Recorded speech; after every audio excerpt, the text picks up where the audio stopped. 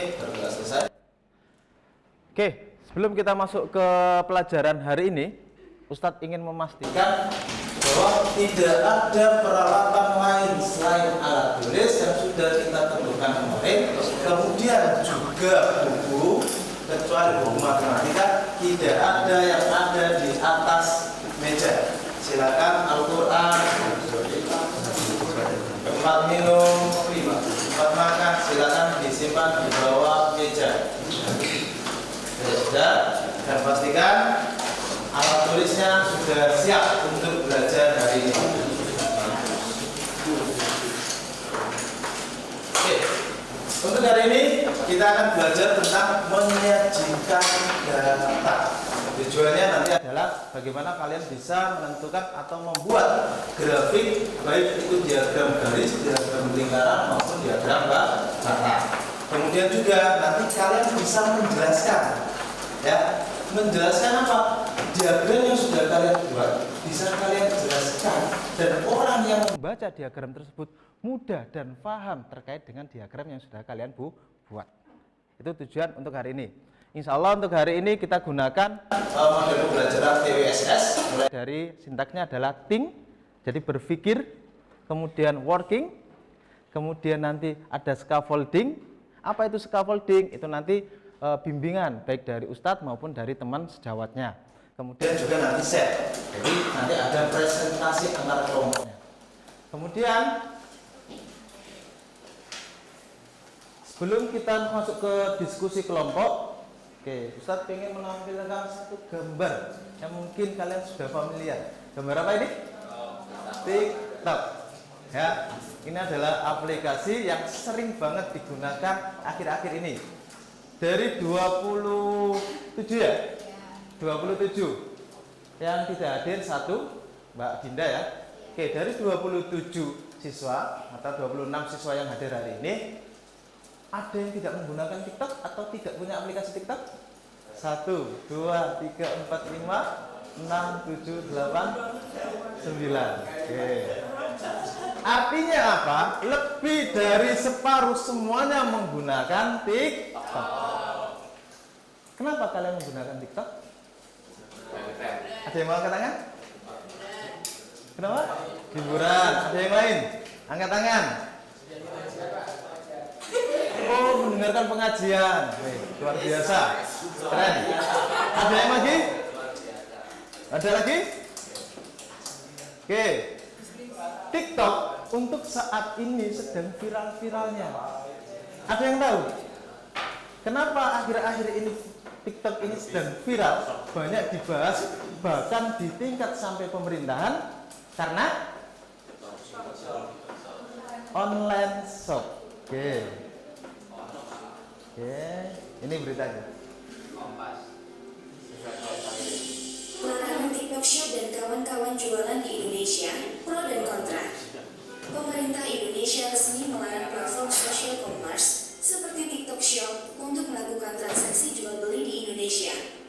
Kebijakan ini mulai berlaku pada tanggal 25 September 2023. Keputusan ini menuai pro dan kontra dari berbagai pihak.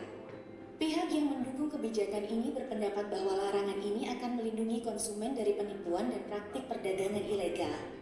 Menurut mereka, platform social commerce seperti TikTok Shop memiliki risiko penipuan yang tinggi karena tidak memiliki regulasi yang jelas. Selain itu, platform social commerce juga sering digunakan untuk menjual barang-barang ilegal seperti produk bajakan dan obat-obatan terlarang. Sementara itu, pihak yang kontra berpendapat bahwa larangan ini akan menghambat pertumbuhan ekonomi digital di Indonesia. Menurut mereka, platform social commerce memiliki potensi untuk mendorong pertumbuhan UMKM dan menciptakan lapangan kerja baru. Selain itu, larangan ini juga akan merugikan konsumen karena mereka tidak lagi memiliki pilihan untuk berbelanja di platform social commerce. Berikut adalah beberapa komentar dari media asing terkait larangan TikTok Shop dan kawan-kawan jual beli di Indonesia. Bloomberg, larangan ini merupakan pukulan bagi platform social commerce di Indonesia yang saat ini sedang berkembang pesat. CNBC, larangan ini akan berdampak negatif pada pertumbuhan ekonomi digital di Indonesia. The Wall Street Journal, Larangan ini menunjukkan bahwa pemerintah Indonesia serius dalam melindungi konsumen dari penipuan dan praktik perdagangan ilegal. Kebijakan ini masih menyisakan sejumlah pertanyaan, seperti bagaimana cara pemerintah mengawasi platform social commerce yang masih beroperasi di Indonesia.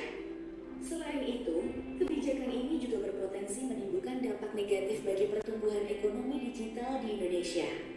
Hanya waktu yang akan menjawab apakah kebijakan ini akan berhasil mencapai tujuannya. Oke, baik. Ini adalah berita saat ini bahwa TikTok sudah masuk ke ranah pemerintahan terkait dengan kebijakan diperbolehkan atau tidaknya menggunakan aplikasi TikTok untuk online shop. Sekarang pertanyaannya, kenapa para penjual itu lebih tertarik menggunakan atau istilahnya sudah tidak menggunakan offline lagi tetapi menggunakan TikTok sebagai media jualnya? Oke, karena lebih praktis. Oke, jangkauannya lebih luas. Oke, harga produknya lebih murah. Oke, semuanya benar. Tetapi, kalau kalian tengok ke belakang, banyak sekali media sosial selain TikTok. Betul? Ada Instagram, ada Facebook. Nah, siapa yang masih punya Facebook? Nah, masih punya Facebook. Kenapa tidak menggunakan Facebook? Facebook itu penggunanya sangat banyak. Karena apa? Yang diperhatikan adalah pengguna aktif dari aplikasi tersebut. Kalau Facebook mungkin pengguna aktifnya hanya membuka 1 minggu 1 kali, bahkan ada yang 10 hari 1 kali, atau bahkan 1 bulan 1 kali. Jarang sekali menggunakan tiap hari atau tiap waktu. Beda dengan halnya TikTok. Penggunanya meskipun nggak terlalu banyak seperti Facebook, tetapi pengguna aktif TikTok itu sangat banyak. Bahkan tiap hari, 1 hari berapa kali buka aplikasi TikTok? Sekali, katakan. Ada yang lebih dari 2 kali?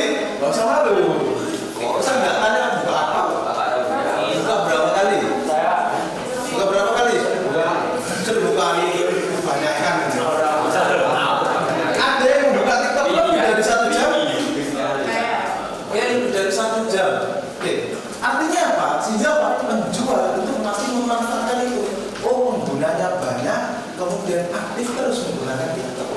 Nah, sekarang berkaitan dengan hal itu, ya, biasanya dalam berita kita mendapatkan beberapa data pengguna aplikasi tersebut. Tampilannya seperti ini ya. Dalam menggunakan uraian kata-kata paragraf. Ini adalah berbuat data. Ya. Kemudian juga ada yang ditampilkan penggunanya seperti ini. Dalam bentuk apa? Tabel. Ini adalah tabel kata tunggal ya. Oke, ditampilkan seperti ini. Oke, dari 26 di sini. Kalau kita memperhatikan datanya dalam bentuk paragraf seperti tadi, kemudian dalam bentuk tabel ini bosan atau tidak? Kenapa nggak bosan? Karena simpel. Ada yang lain? Bosan atau tidak? Kurang menarik. Kurang menarik. Ada lagi? Oke. Kecenderungan seseorang itu biasanya suka dengan hal yang unik dan berwarna. Betul? Makanya dalam penyajian data, dalam statistik ada penyajian data itu ada dalam bentuk diagram lingkaran, kemudian ada bentuk diagram batang dan diagram garis. Nah, hari ini kita akan belajar cara membuat diagram tersebut dari data pengguna TikTok. Kemudian nanti kalian menganalisa kenapa TikTok, ya, kenapa TikTok itu banyak digunakan penjual untuk mempromosikan atau menjual produknya. Jadi nanti ada data yang berupa selain dari berbagai negara, kemudian juga ada data yang berkaitan dengan gender. kelompok usia dan gendernya. Kalian analisis, kenapa kok di usia sekian itu banyak penggunanya, kenapa di usia sekian kok sedikit relatif penggunanya. Oke, sudah siap alatnya? Sudah siap. Kemarin yang saya minta membawa apa saja? Karton, kemudian isolasi, kemudian dan oke. Ingat, nanti ada aturan untuk bekerja kelompoknya. Kelompoknya sesuai yang Ustaz tetapkan. Ya, kemarin sudah Ustaz cek. Ini Ustaz kelompokkan berdasarkan nilai pada pembelajaran sebelumnya. Ya, jadi ada yang mendapat nilai yang baik, ada yang sedang, ada yang sedikit di bawah. Jadi nanti kalian sedikit di bawah nggak usah malu-malu.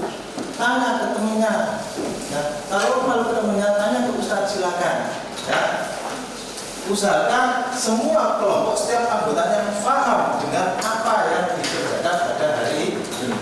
Ya. Kemudian aturan kelompoknya ada dua nanti, ada aturan diskusi dan ada aturan karya wisata. Yang pertama dulu yang saya jelaskan, ada aturan diskusi. Setiap kelompok bekerja sama untuk menyelesaikan tugas. Tidak ada anggota yang hanya penumpang nama saja. Semuanya ikut aktif tanpa terkecuali. Ya. Kemudian kedua, setiap kelompok diberikan kesempatan untuk menghias kertas Kartonnya, silakan dihias semenarik mungkin. sebagus mungkin. Ya, sebagai rewardnya nanti akan diberi dua karya terbaik, nanti akan dapat reward. Ya. Kemudian setiap kelompok membuat diagram dan jawabannya dituliskan atau digambar di kertas karton masing-masing, bukan di kertas karton punya. Ya. Kemudian waktu diskusi 35 menit. Oke. Setelah waktu diskusi selesai, kita masuk ke karya wisata. Yang pertama aturannya adalah setiap kelompok dibagi menjadi dua grup. Ya, satu grup terdiri dari dua anggota dan tugasnya stay di kelompok masing-masing. Nanti menjelaskan hasil karyanya ke kelompok yang berkunjung. Ya. Kemudian sisa anggota yang lain nanti bertugas berkunjung ke kelompok lain untuk belajar. Ingat, karena setiap kelompok belum tentu sama tugasnya ya. Belajar terkait hasil karya kelompok yang lain tersebut. Kemudian juga satu, mengoreksi jika ditemukan hal yang kurang tepat. Silakan dikoreksi, diperbaiki, dikasih nama kelompok yang memperbaiki situ. Kelompok yang memperbaiki, maka jika perbaikannya benar, koreksiannya benar, maka akan dapat 10 poin. Jika salah atau kurang tepat, nanti kelompok yang mengoreksi dikurangi 10 poin. Oke, paham? Untuk yang ini, oke. Waktu berkunjung untuk setiap kelompok ya hanya 5 menit. Maksimal boleh berkunjung 2 kelompok. Berarti waktu karya wisata nanti adalah 10 menit, nggak lebih. Oke. Kemudian kalau ada kelompok yang sudah dikunjungi kelompok lain, maka kelompok yang lain jangan berkunjung di situ. Misalkan ada kelompok A dikunjungi oleh kelompok B, maka kelompok C jangan berkunjung di kelompok B. Nanti numpuk di situ. Maka silakan berkunjung ke kelompok yang belum dikunjungi. Setiap satu kelompok hanya boleh dikunjungi satu kelompok yang lain. Oke. Kemudian setelah berkunjung, nanti kelompok yang atau anggota yang berkunjung tadi kembali ke kelompok asal ya, untuk menjelaskan hasil kunjungannya ke teman yang tinggal. Dan anggota yang tinggal juga menjelaskan temuan atau hal-hal yang unik yang mereka dapatkan ketika dikunjungi oleh kelompok lain. Silakan share di situ. Share informasi, share pengetahuan, share hasil karya kelompok yang lain atau hasil kunjungan dari kelompok yang lain. Share. Sehingga Pak, setiap anggota di kelompoknya paham dengan hasil karya atau dengan hasil karya kelompok lain. Oke? Sampai sini ada pertanyaan? Tidak. Jelas? Jelas. Oke, kurang semangat. Jelas? Jelas. Oke, sekarang perwakilan dari masing-masing kelompok silakan maju ke depan.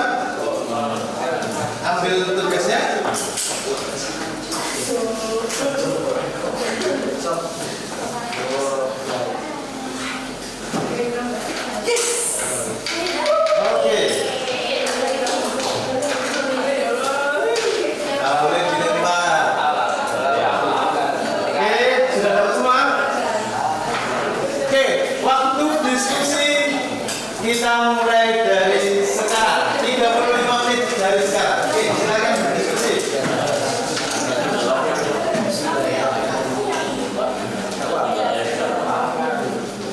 Boleh buka buku makan silakan.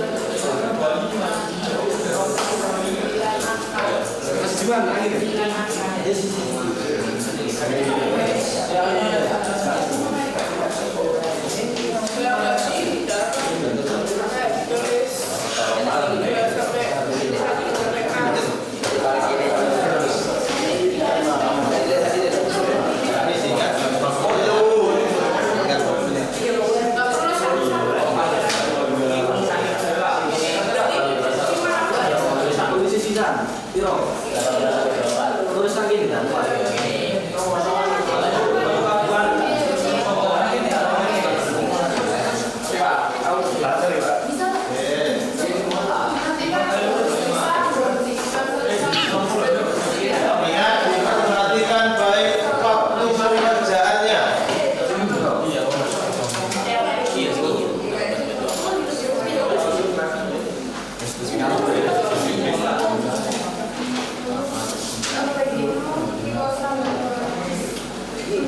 Diperhatikan waktunya dengan baik.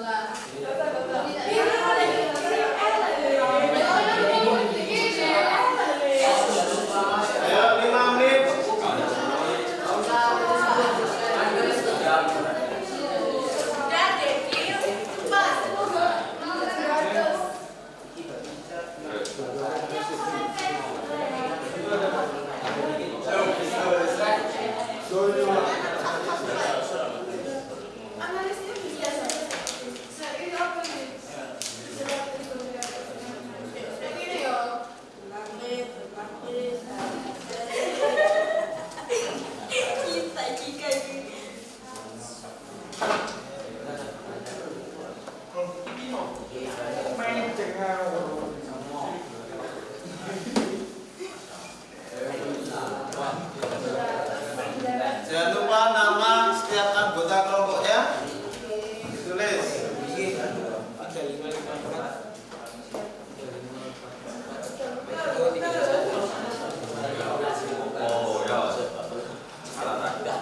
Langsung udah sih cita.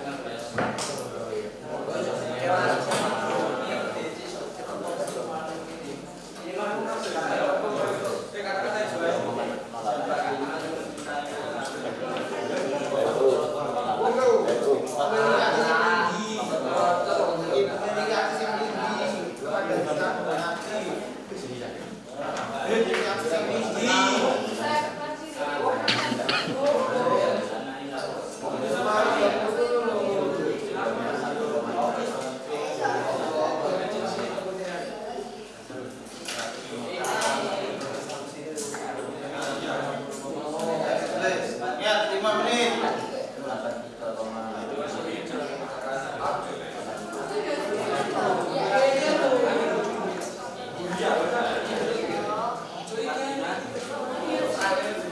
Nama kelompok jangan sampai lupa ya.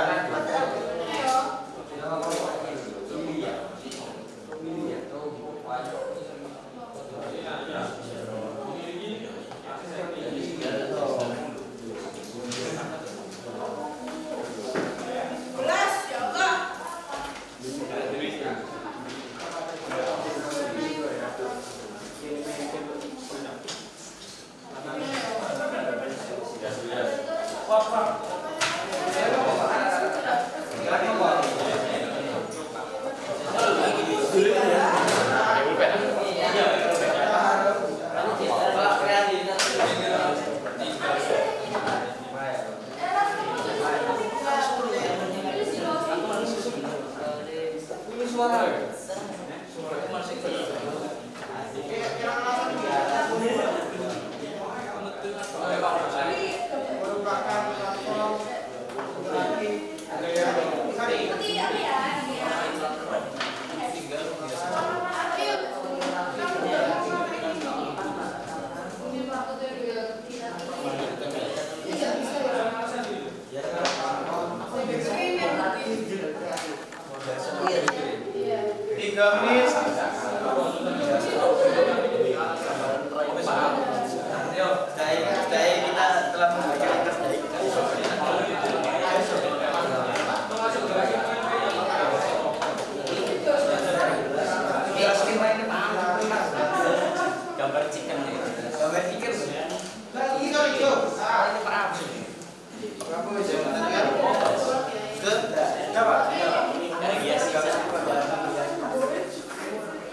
Yes, gambar lah bagi tingkat ya.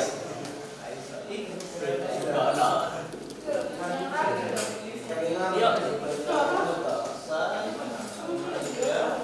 Itu jika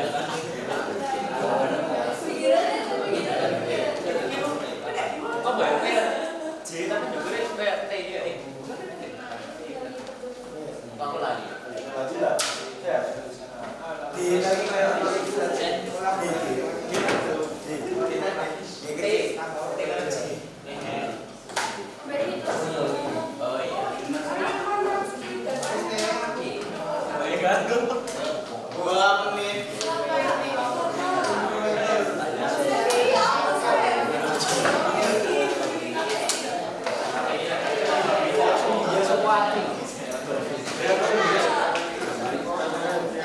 Bagi yang sudah, silakan mulai menentukan siapa anggota yang tinggal dan siapa nanti anggota yang berkunjung kelompok yang lain.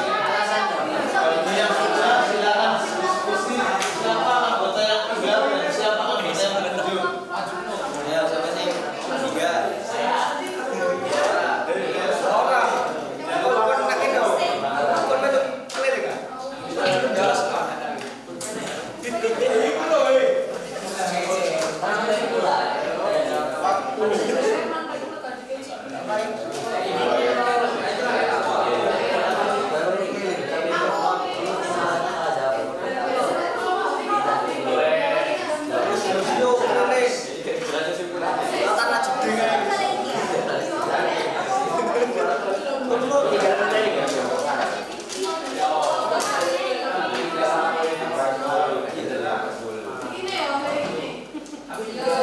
Ingat 1 menit. Oke. Kita berjalan. Tentukan siapa anggota yang stay di kelompok dan siapa anggota yang berkunjung ke kelompok yang lain.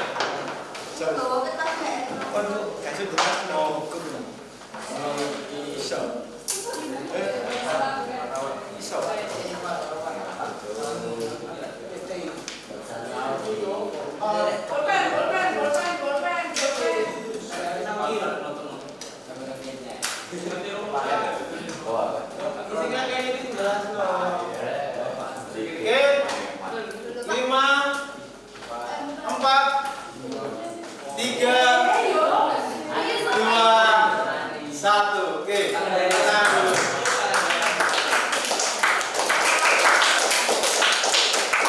Oke, sebelum kita masuk ke karya wisata, rapikan terlebih dahulu meja dan kursinya. Rapikan terlebih dahulu meja dan kursi. Tidak ada yang berserakan.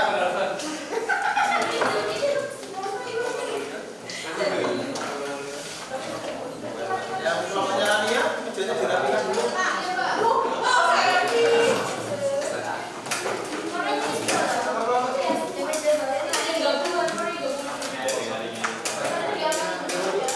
Oke, kalau sudah ditentukan siapa yang stay dan siapa yang berkunjung? Oke, sudah. Silakan ditempelkan kertas kartonnya di salah satu tembok atau papan tulis atau kaca yang sebelah sini. Silakan ditempel. Ambil tempat untuk siap kelompoknya. Ini Pak. Ini depan boleh, sini boleh, depan juga boleh. Asal nanti sulasinya bisa dilepas ya. Jangan di kertas itu nanti kalau dilepas sulasinya kertasnya robek. Depan sini. Kertas kartonnya silakan ditempel. Boleh di kaca, boleh di papan tulis, boleh di tembok. Oke, silakan ditempel. Ayo.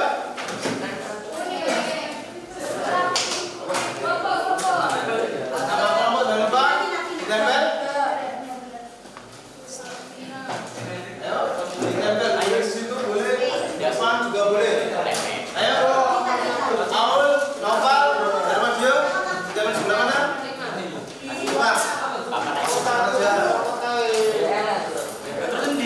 Boleh.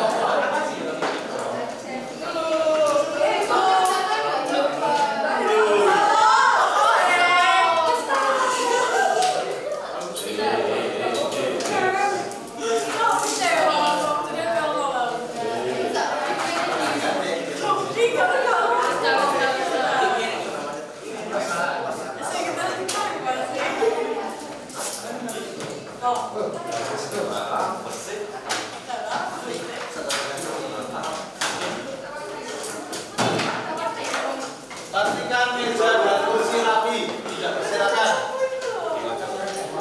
Ayo yang merempat,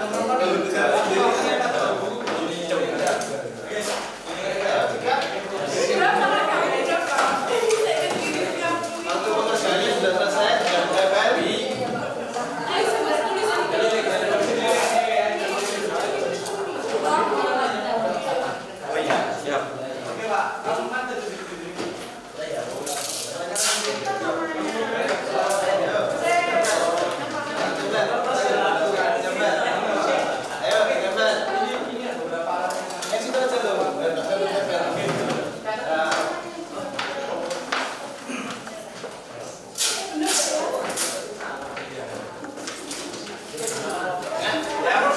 Harus menjelaskan, yang berkunjung harus bertanya dan mengoreksi.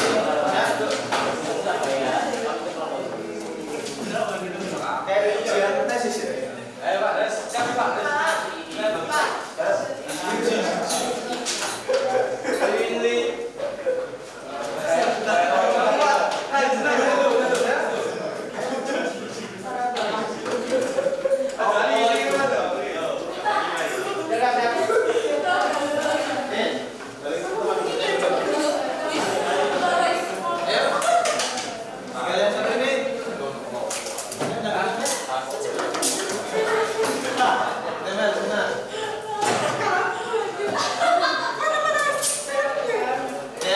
Kalau berkunjung, ya, etikanya orang mau bertanya, apa yang harus dibawa?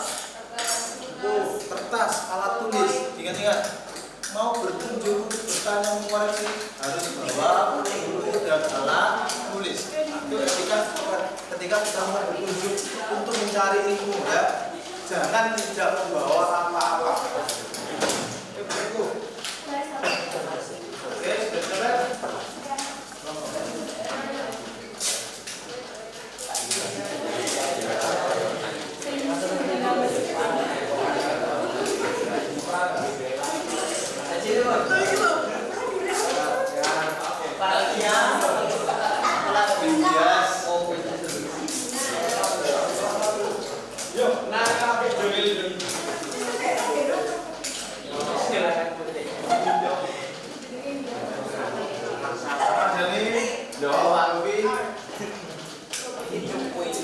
Sudah ya? Sudah selesai waktunya ujian? Sudah sindah? Iya Pak. Oke.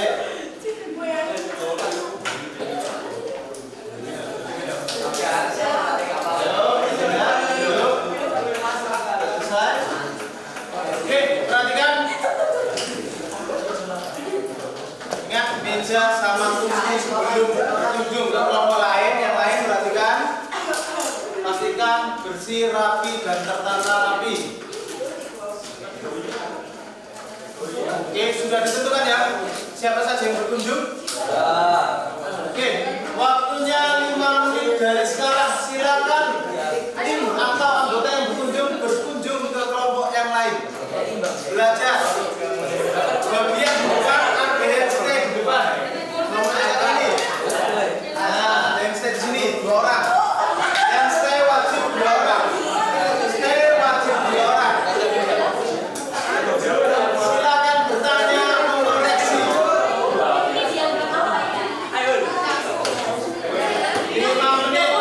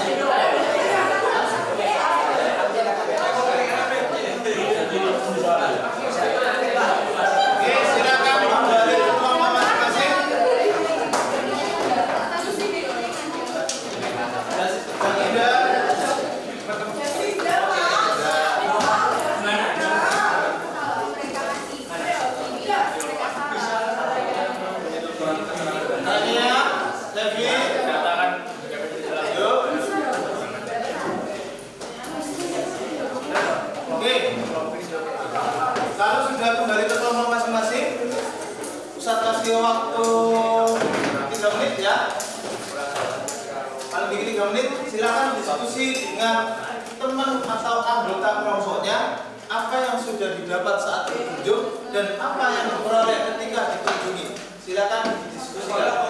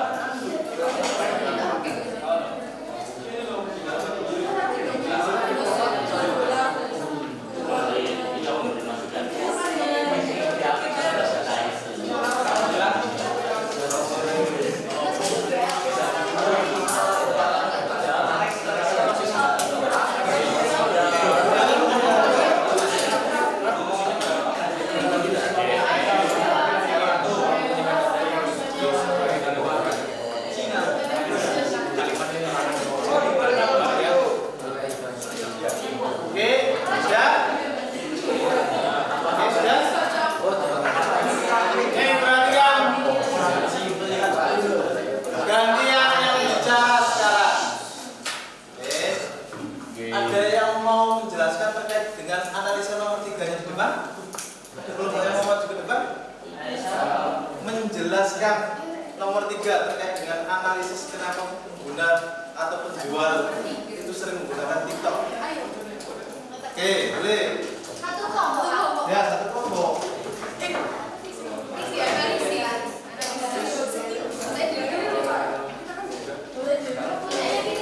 Ya, kita kalian sendiri.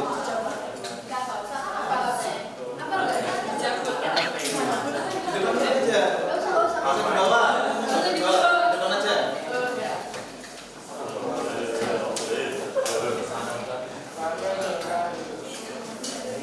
Perkenalan ya. Assalamualaikum warahmatullahi wabarakatuh. Kami dari Kementerian menganalisa tentang pertumbuhan pengguna TikTok setiap tahunnya. Oh. Ya, jadi kenapa sih kok banyak pengguna TikTok yang menggunakan TikTok sebagai platform buat jualan? Banyak banget faktornya dan juga yang dari hasil yang kita analisis. Yang pertama itu karena pengguna TikTok itu setiap tahunnya itu semakin bertambah, semakin naik gitu. Jadi banyak yang menggunakan TikTok. Terus habis itu yang kedua itu Indonesia menduduki peringkat kedua sebagai Pengguna TikTok paling banyak di dunia setelah United States. Yang ketiga itu mayoritas pengguna TikTok itu adalah remaja, karena kan biasanya remaja kan suka beli barang-barang Tren terbaru terus langsung beli. jadi sangat suka buat beli-beli. Oke, sudah? Sudah. Oke, terima kasih. Beli plus untuk kelompok 1.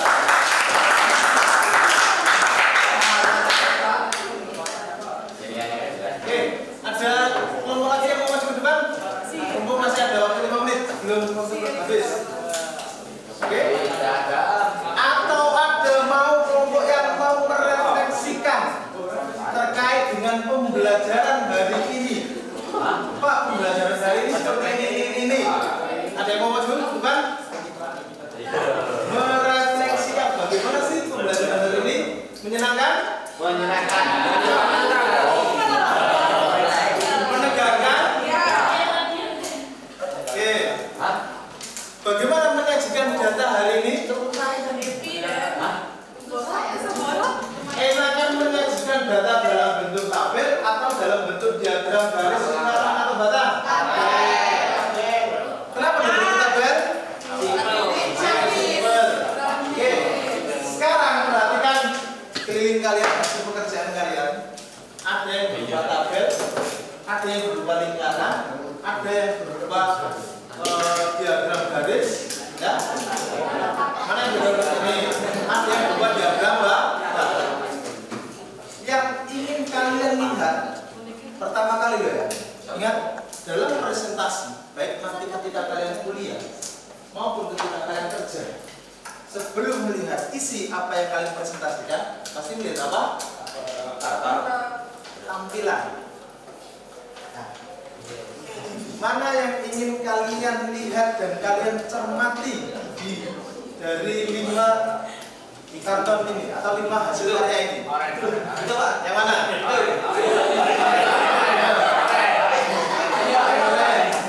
Kenapa?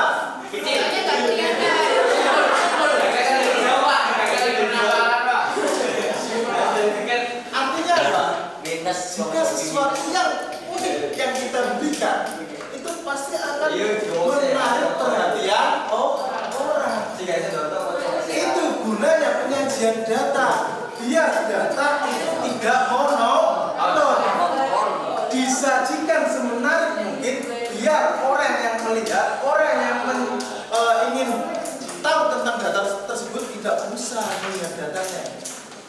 Ini datanya masih sedikit. Bayangkan kalau data survei yang hampir ribuan kalian tampilkan dalam bentuk angka-angka saja.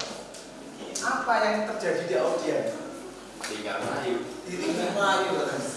Apalagi ngantuk.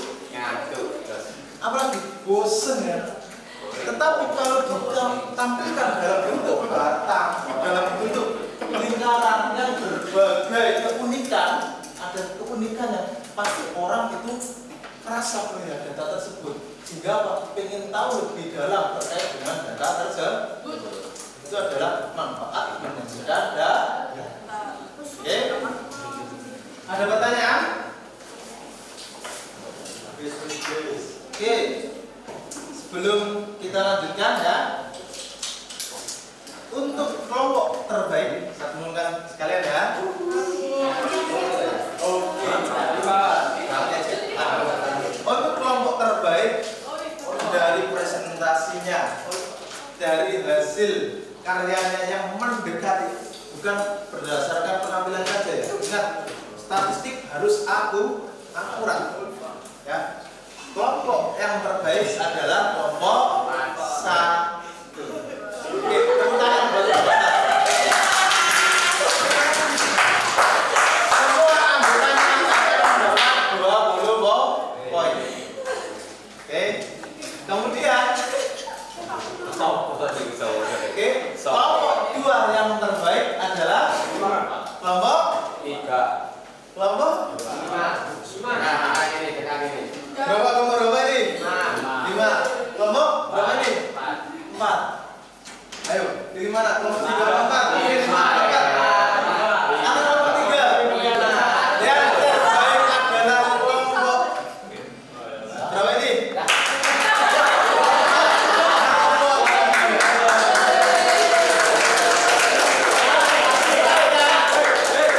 Bukan berdasarkan penampilan itu. Keakuratan mereka membuat diagram lingkaran. Loh Pak, yang itu loh besar Pak daripada itu. Ya, itu besar. Tetapi perhatikan baik-baik. Kita nggak ada busur penggaris busur kan? Ya. Tetapi kita bisa pakai perkiraan seperti yang Ustaz ajarkan, pakai 25%. Perhatikan di sini antara 17 dan 16. Siapa yang lebih besar? 16 lebih besar. Juringnya, ya, kelas juringnya kelihatan lebih besar 16 daripada 17. Oke, selamat untuk kelompok 3. Terakhir, pertemuan selanjutnya nanti kita bahas tentang distribusi frekuensi. Apa itu distribusi frekuensi? Nanti silakan belajar di rumah, yaitu nanti distribusi frekuensi digunakan untuk membuat tabel kelompok dari data tunggal. Jadi membuat tabel itu tidak sembarangan, ada aturannya. Oke, perhatikan intervalnya nanti berapa, barisnya yang harus dibuat itu berapa, itu ada aturannya dalam ilmu statistik. Tidak boleh, Pak, saya mau pakai skala 10 aja, saya mau pakai skala 20 saja. Tidak bisa seperti itu. Ada aturannya dalam ilmu statistik yang akan kita pelajari di subbab distribusi frekuensi. Oke, terima kasih untuk hari ini. Bisa akhiri. Assalamualaikum warahmatullahi wabarakatuh. Baik, silakan boleh istirahat ya.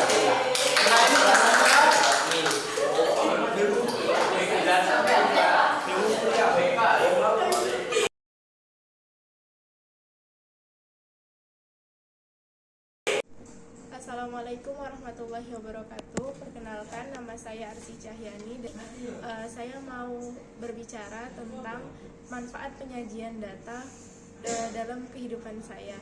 Nah,